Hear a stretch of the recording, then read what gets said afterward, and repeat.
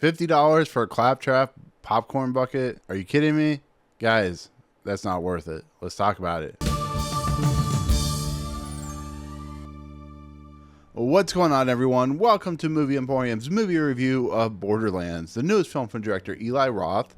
Alright, guys. I am a huge fan of the Borderlands series, even the pre-sequel and all the DLC. I'm not a huge fan of Tiny Tina's Wonderland, but I am a huge fan of the other three games. So Borderlands is something that's kind of in my blood at this point. I love the world. I love the heroes. I love pretty much everything about it. So here we have a movie that I'm going to spoil just to make you aware. If you not have any interest in hearing about it just yet, see the movie, then come back. But Borderlands, the film version, is about Lilith, who's one of the main characters from the first game and kind of becomes a side character in the later on series, who's played by, of course, Cate Blanchett. And she is tasked by Atlas, the main Atlas guy, the guy who created Atlas, to go and recover Tiny Tina, who's played by Ariana Goldblatt. In the process, she has to go back to her homeland or home world called Pandora, which is this crazy, over-the-top, very violent world and stuff like that. And in the process, she comes across Krieg and Roland, and of course Tiny Tina, and of course Moxie, and all these characters. Of course, Jamie Lee Curtis is playing Tannis, and basically it's a story about how they are tasked to not only find the vault but stop Atlas, who's played by Edgar Ramirez, from taking it into his own so he can have unlimited weapons. It's basically the storyline for this movie. So with that said, as we see in the trailers, they team up and they try to stop Atlas, which has kind of been the storyline for all the Borderlands movies and or the Borderlands games, I should say. So this movie is honestly a disaster in the making. From everything that has happened to it, from the fact that it's been in production for a long time, that it had a story and a script that was apparently really, really good, but then was taken over by Eli Roth and became a complete disaster. And because of, I think, scheduling reasons, because Eli Roth couldn't come back, Tim Miller, who of course ran Blur and directed the first Deadpool movie, came in and did reshoots for this movie, and it's been a disaster in the making, to be fairly honest. It hasn't had good trailers. It is, a movie that is being directed by somebody who's known for like pure horror. Thanksgiving, Hostel, Cabin Fever. And it's been a movie that I was worried, similar to The Dark Tower, when I started hearing really bad things about that movie, something I was really looking forward to. And so this movie is, as they say in my complete honest spoiler review, is a complete disaster of a movie. Now, with that said, I think the world of Pandora, which I think is mostly saved by Tim Miller, and some of the characters like Jack Black as Claptrap, are pretty decent. But when you when you have two Oscar winners in your movie like Jamie Lee Curtis and Cate Blanchett, and they're the two worst characters in the movie, or the two worst actresses and actors in the movie, you have a problem, to be fairly honest. And when you bring somebody who's a huge fan of the series like I am, and this is what you produce, that's a huge problem, because this movie should be a love letter to people that love Borderlands, and should also bring in new fans of a movie that could be interesting.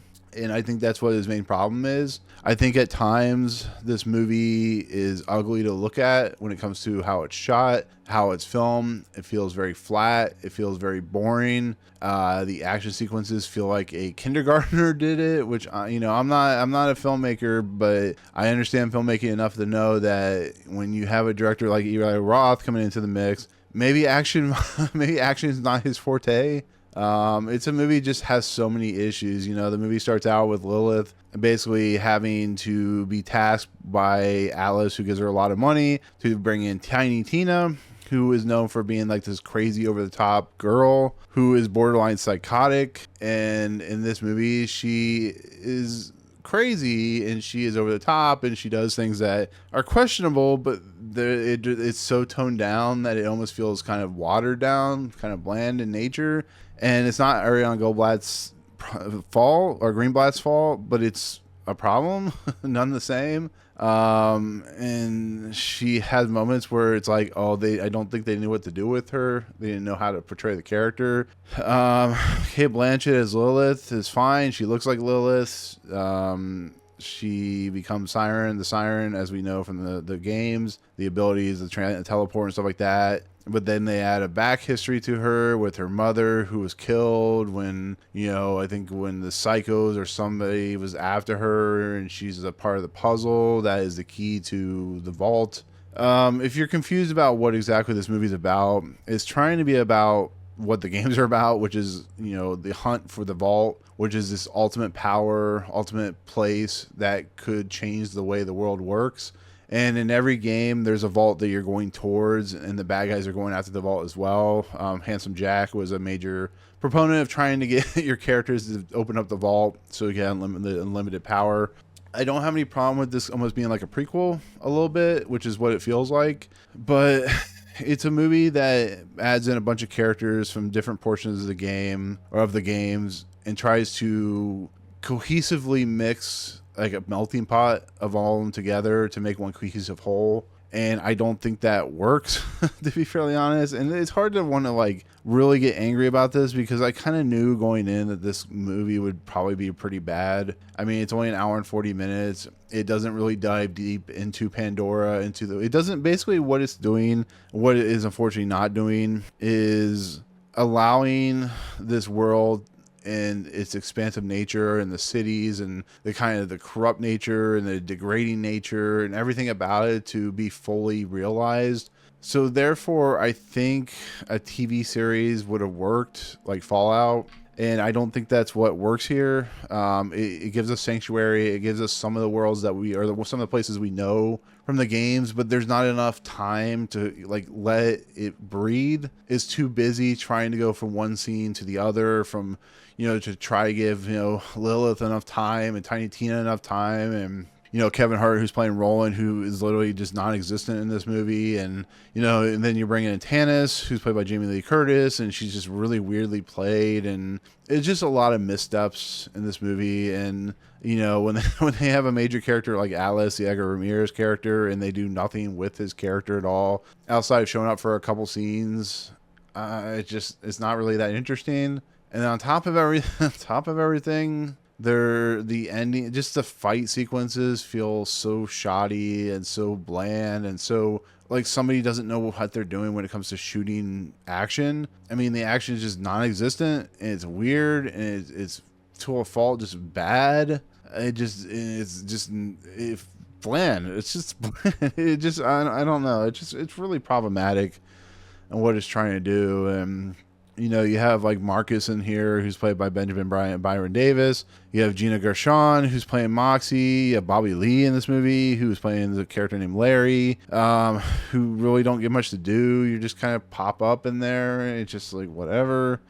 I don't know. It's just like, it's so baffling to watch. And unfortunately, I just kind of knew this was going to happen. I knew it wasn't going to be good. I knew there was going to be problems.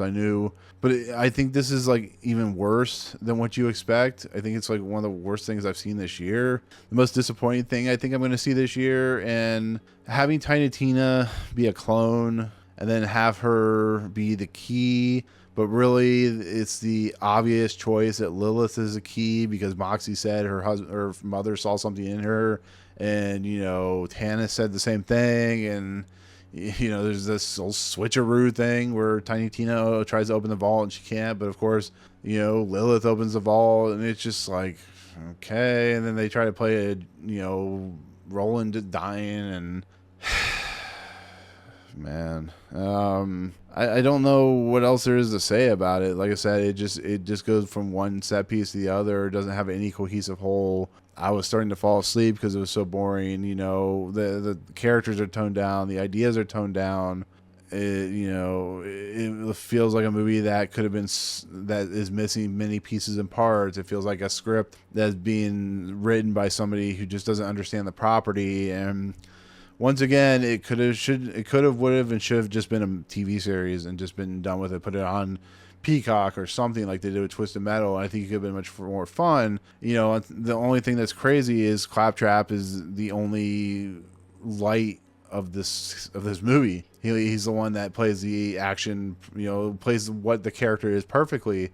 But it's more dour than it needs to be. It needs to be humorous, it needs to have big bombastic guns and needs to have big bombastic set pieces and storytelling elements, and you know, it's supposed to be a looter shooter, so there's supposed to be loot, but they never go to like any weapons cache, and they never like bring out bigger guns than they have to. And in the end, to kind of wrap up this movie, it's just not very good. It's pretty bad. It's not anywhere near the worst thing I've ever seen. You know, it's no Street Fighter or something like that, or I don't know, Double Dragon, but this is probably in the realm of getting close to Uncharted, the Tom Holland movie, of just movies that are kind of baffling, that just don't understand the source material and just kind of want to add their flavor, which is what Eli Roth does, and just doesn't do it very much justice. Or I don't know why Randy Pitchford, who's the creator of Borderlands, thought this was a good idea for a movie, but it is what it is. It's out. You can now see it. I feel bad for everyone involved, because I'm sure this is a movie that a lot of the actors got paid a lot of money for, and that's all they cared about is the money, because they knew this movie was stupid and they knew it was a bad idea. So anyways, if you like Borderlands,